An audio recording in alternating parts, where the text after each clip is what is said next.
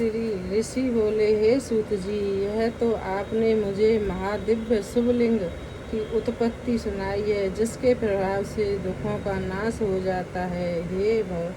हे महाभाग, अब आप ब्रह्मा और नारद के संवाद के माध्यम से शिव पूजन की विधि बतलाइए, जिससे करने से शिवजी प्रसन्न होवें। ब्रह्मा, क्षत्रिय, वैश्य और शूद्र चारों वर्णों की शिवजी की पूजा को जो अधिकार है, उसका ही क्या क्रम है। व्यास जी ने जैसा आपको बताया हो उसे मुझको कहिए। सूत जी बोले, हे मुनीश्वर, जैसा आपने पूछा है ऐसा ही पहले श्री व्यास जी ने सनत कुमार जी से पूछा था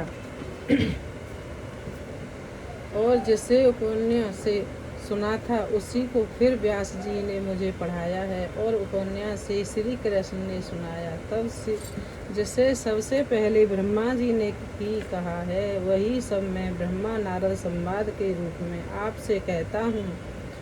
ब्रह्मा जी बोले, हे नारद, अब मैं तुम्हें लिंग पूजन समय के मैं कहता हूँ, ध्यान देकर सुने। यदि विस्तार से कहूँ तो सैकड़ों वर्ष में भी संपूर्ण नहीं होगा। शिवजी की पूजा परम भक्ति से करनी चाहिए, जिसके करने से सारे अनिष्टों का नाश हो जाता है। मनुष्य को शांत सुख की प्राप्ति होती है।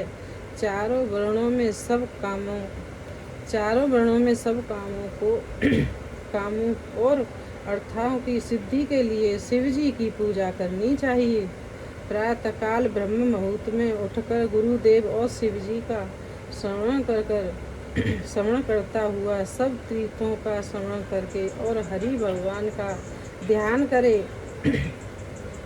साथ ही मेरा और देवताओं तथा मुनियों का भी ध्यान करे। फिर शिव स्तोत्र का पाठ करके और तब उठकर मल त्याग के लिए दक्षिण दिशा की जावे, जहाँ एकांत में मल त्याग करके और ब्राह्मणों हो तो शुद्धि के लिए 5 बार हाथ धोवे, क्षत्रिय 4 बार, वैश्य 3 बार और शूद्र 2 बार हाथ धोवे। गुदा और लिंग में 1 ही बार, बाहें हाथ में 10 बार, फिर दोनों हाथों में 7 बार मिट्टी लगावे। इसी प्रकार दोनों पैरों में 3 बार लगाकर फिर 3 बार हाथ लगावे। स्त्रियों को शूद्र की भांति मिट्टी लेकर हाथ पैर धोना चाहिए। फिर अपने वर्ण के अनुसार दांतों करे। दांतों के लिए ब्राह्मण 12 अंगुली की, क्षत्रिय 11 अंगुली की, वैश्य 10 अंगुली की और शूद्र और अनुकूल की दांतों करे।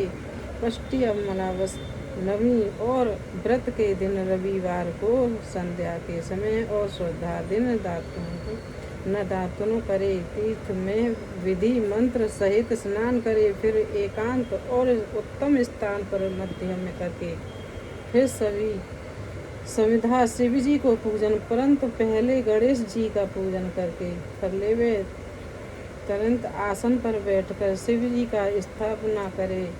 3 बार आचमन कर 3 प्राणायाम करे, जिसमें मध्य में त्रिबंध शिव जी का ही ध्यान करे, जिसमें 5 मुख 10 भुजाएं सब भूषणों से युक्त और जो बागंबर ओढ़े हुए हैं